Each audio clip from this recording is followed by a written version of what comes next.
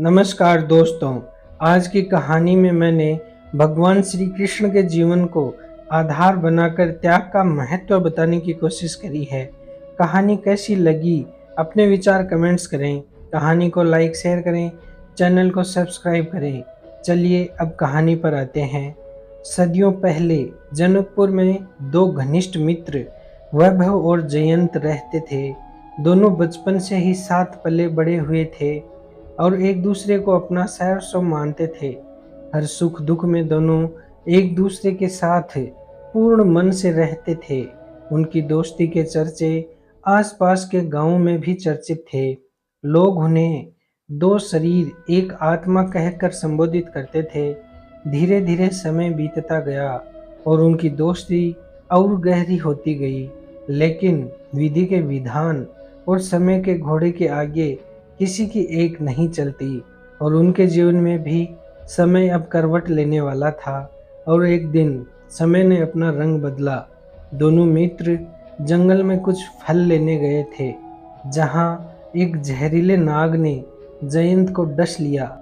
वैभव ने जयंत को गोद में उठाया और पूरी जान लगाकर जनकपुर के नगर वैद्य जी के पास भागकर पहुंचा। किंतु उसके परम मित्र जयंत ने उसकी गोद में अंतिम सांस ली।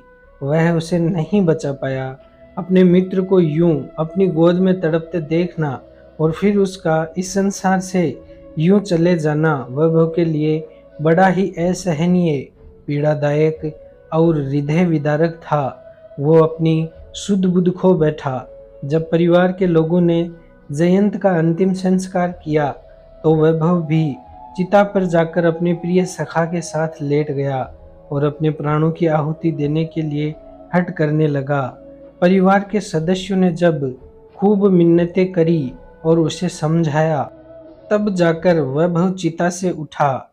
लेकिन उस दिन के बाद वापस लौटकर अपने घर ना गया।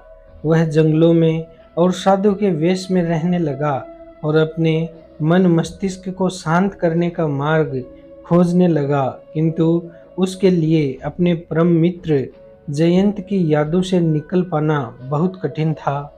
ऐसे ही भटकते भटकते एक दिन जंगल में वह एक पहुंचे हुए साधु बाबा के आश्रम में पहुंचा। सुबह का समय था और बाबा जी भगवान श्री कृष्ण की जीवन गाथा अपने भक्तों तथा शिष्यों को सुना रहे थे, जो कि अभी शुरू ही हुई थी। तो वैभव भी बाबा जी को प्रणाम कर वहीं बैठ गया और श्री कृष्ण की जीवन गाथा का वाचन साधु बाबा के श्रीमुख से सुनने लगा। सुनते सुनते उसके मन में असंख्य प्रश्नों की उत्पत्ति होने लगी और अब उसके मन में श्री कृष्ण के जीवन को और भी करीब से और गहराई तक जानने समझने की ललक जागने लगी। लगभग 7-8 दिन में भगवान श्री कृष्ण की संपूर्ण जीवन गाथा सुनने के बाद अब वह अपने मन में उठ रहे सवालों के बारे में साधु बाबा को बताता है। उसके सवालों को सुन बाबा जी बोले कि पुत्र, तुम्हारे इस विचलित मन और इन सवालों का जवाब तो केवल और केवल भगवान श्री कृष्ण स्वयं ही दे सकते हैं, क्योंकि चाहे मैं उनके बारे में सब कुछ जानता हूँ, किंतु श्री कृष्ण के जीवन के बारे में जानकर ऐसे सवाल केवल तुमने ही जानना चाहे हैं। अतः तुम उनकी भक्ति करो, एक दिन वे तुम्हें जरूर मिलेंगे। साधु बाबा की बात सुन वैभव ने उन्हें प्रणाम किया और आश्रम से विदा ली और जंगल में एक शांत गुफा में जाकर प्रभु श्री कृष्ण की भक्ति में लीन हो गया। कई दशकों तक भगवान की कड़ी साधना करने के बाद आखिरकार वह दिन आ ही गया, जिसके लिए वैभव ने इतना कड़ा तप किया था और प्रभु श्री कृष्ण ने उसकी भक्ति से प्रसन्न होकर उसे दर्शन दिए। श्री कृष्ण जब प्रकट हुए तो वैभव ने उन्हें दंडवत प्रणाम किया। तब श्री कृष्ण ने वैभव से कहा कि बोलो वत्स, इतनी कठिन तपस्या के पीछे तुम्हारा क्या मंतव्य है? तुम्हें जो चाहिए मांग लो, मैं अवश्य दूंगा। तब वैभव हाथ जोड़कर बोला कि हे प्रभु, मुझे कुछ नहीं चाहिए, बस मेरे मन में कुछ सवाल हैं, उन्हें जानने के लिए मेरा मन बड़ा बेचैन है।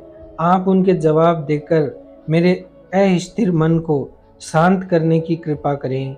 तब श्री कृष्ण ने कहा कि पूछो, तुम्हें जो भी पूछना है। तब वैभव हाथ जोड़कर बड़ी ही विनम्र वाणी में बोला कि हे प्रभु, आपका जब जन्म हुआ तो उसी वक्त जिस माँ ने 9 महीने आपको अपनी कोख में अपने अमृत रूपी खून से सींचा, उस माँ देवकी और पिता वासुदेव को आपने जन्म लेते ही त्याग दिया था। क्या वे आपको प्रिय नहीं थे? फिर जिस माँ यशोदा और बाबा नंद ने आपको पाल पोस कर बड़ा किया, उन्हें भी आपने एक पल में त्याग दिया। क्या वे भी आपको प्रिय नहीं थे? फिर आपने अपनी प्राण प्रिय सखी राधा से भी बिछो है बड़े ही सहज भाव से स्वीकार किया था। क्या वह भी आपको प्रिय नहीं थी? फिर आपने अपने परम सखा, जिसको कालांतर में आप अपना सारा सुख और ऐश्वर्य देने को आतुर थे, यदि रुक्मिणी जी ने आपको ना रोका होता, तो ऐसे परम मित्र सुदामा को भी आपने एक ही पल में त्याग दिया। क्या वह भी आपके प्रिय नहीं थे? कुछ समय बाद आपने अपने हाथों से बनाई द्वारिका को भी त्याग दिया और कई वर्षों तक अपने प्रिय शिष्य कहूँ या मित्र अर्जुन के संकटों को दूर करने में लगे रहे, किंतु जब उनसे दूर हुए तो भी आपने एक पल भी नहीं सोचा। क्या वह भी आपको प्रिय नहीं थे? प्रभु, आप तो स्वयं भगवान थे। यदि आप चाहते तो इनमें से किसी भी अपने को बिना त्यागे ही आप सब कुछ कर सकते थे, किंतु फिर भी आपने न अपने माता पिता, न मित्र, न प्रेम और न ही पत्नी को त्यागने में कोई हिचक महसूस करी। प्रभु, आप तो प्रेम की मूर्त हैं, किंतु आपके जीवन से तो मुझे यही लग रहा है कि आपके जैसा निर्मोही कोई नहीं है। हे जगत के पालनहार, यदि मैंने कुछ गलत कह दिया हो तो मैं क्षमा प्रार्थी हूँ, किंतु प्रभु, मैं भी क्या करूँ? मेरे लिए यह सब जानना बड़ा ही आवश्यक है, क्योंकि मैं तो मेरी प्रिय एक भी वस्तु या मेरे अपनों का त्याग नहीं कर पाता हूँ। कृपया मुझे मेरे मन को शांत रखने का रास्ता बताएं। वैभव की बात खत्म होने पर श्री कृष्ण मंद मंद मुस्कुराए और बोले, वत्स, तुमने सही कहा कि मैंने इन सब का त्याग एक क्षण में कर दिया था, किंतु इसका यह अर्थ बिल्कुल भी नहीं है कि वह सब मुझे प्रिय नहीं थे, परंतु जिस वक्त विधि का जो विधान था, समय को जो मंजूर था, वही मैंने किया। क्योंकि यदि मैं समय के साथ नहीं चलता तो जो कुछ भी मैंने जीवन में किया वह कुछ भी मैं नहीं कर पाता। जैसे कि यदि मेरी जन्मदात्री माँ और पिता का त्याग जन्म के समय न करता तो मेरे मामा श्री कंस मेरा जीवन वहीं समाप्त कर देते। फिर यदि मेरी पालनकर्ता माँ और पिता का त्याग नहीं करता तो एक जुल्मी और निर्दयी राजा कंस के जुल्मों से तंग आ चुकी प्रजा को कैसे बचा पाता। यदि मैं राधा के प्रेम में ही डूबा रहता तो इस जग को प्रेम कौन करता। यदि सुदामा का त्याग नहीं करता तो जीवन की कठिनाइयों से अकेले कैसे लड़ना है, यह कभी सीख नहीं पाता।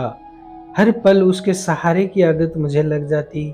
यदि द्वारिका से दूर न रह पाता तो पांडवों से नहीं मिल पाता और इस संसार को जीवन का सार गीता और महाभारत नहीं दे पाता। यदि अर्जुन और बाकी सब का त्याग नहीं कर पाता तो कौरवों की माता गांधारी ने जो श्राप मुझे दिया था वह कैसे फलीभूत होता और मैं इस जग से कैसे विदा ले पाता। रही बात मेरे भगवान होने की, तो वत्स, यदि मैं समय के साथ नहीं चलता तो यह पदवी भी समय मुझसे छीन लेता। तो अब तुम्हारे इस मन को शांत करने के लिए मैं यही कहूँगा कि इस जगत में कुछ भी शाश्वत नहीं है समय के अलावा। यह संसार समय के साथ परिवर्तनशील है और हम उस समय के साथ ही चलते चले जाते हैं। पुराने लोग पीछे छूटते चले जाते हैं और नए मिलते चले जाते हैं। लोगों, वस्तुओं, धन दौलत का आना जाना तो लगा रहता है। यह सब केवल और केवल हमारे जीवन के इस कारवां के साथी हैं। तो इनसे प्रेम, मोह, लगाव, ईर्ष्या, द्वेष, यह सब कुछ होगा, किंतु खुद को एक चीज के लिए हमेशा तैयार रखना चाहिए कि जब भी किसी को त्यागना पड़े तो एक पल में त्याग देना चाहिए, क्योंकि तुम्हारा इस जीवन में सबसे बड़ा और सच्चा साथी स्वयं खुद के अलावा कोई और नहीं है। और अपनी आत्मा को शांत व खुश रखने की जिम्मेदारी भी हमारी ही है।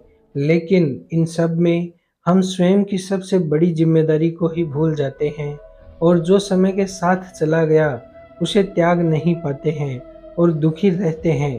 तो वत्स, खुद को ऐसा बनाओ कि जब समय बोले कि इसे त्यागने का समय आ गया है, तो बिना किसी आंसू के उसका त्याग करो और आगे बढ़ो। क्योंकि यदि त्याग करके आगे बढ़ोगे नहीं, तो अपने अगले लक्ष्य, अपने अगले गंतव्य तक पहुंचोगे कैसे। अंत में तुम्हारा यह शरीर छोड़कर तुम्हें आना तो मेरे पास ही है। तो वह सारे काम जिनके लिए मैंने तुम्हारा निर्माण किया है, वह सब समय के साथ पूर्ण करो और अपनी आत्मा को खुश रखो। किसी को त्यागने का अर्थ निर्मोही होना नहीं, बल्कि नव सृजन और नव निर्माण के लिए आगे बढ़ना पड़ता है, त्याग करना पड़ता है। फिर चाहे वह कोई मनुष्य हो, कोई आदत हो या कोई वस्तु, यदि वह तुम्हारी आत्मा को दुखी करता है, उसे वश में करके तुम्हें समय के साथ चलने नहीं दे रहा है, तो उसका त्याग अति आवश्यक है। वह ने जब यह सब सुना तो उसके ज्ञान चक्षु खुल गए और उसने त्याग की महिमा को जान लिया। फिर श्री कृष्ण को प्रणाम किया और उनका कोटि कोटि धन्यवाद किया। वैभव और इस संसार को त्याग का पाठ पढ़ाकर भगवान श्री कृष्ण फिर वैकुंठ लौट गए, और इधर वैभव भी अपने परम सखा जयंत के शोक से अपनी आत्मा को मुक्त करता है और खुशी खुशी अपना जीवन जीने लगता है। दोस्तों, कहानी को लाइक शेयर करें और अपने सुझाव कमेंट्स करें। चैनल को ज़्यादा से ज़्यादा संख्या में सब्सक्राइब करके अपना प्यार दिखाएं। जय हिंद, वंदे मातरम।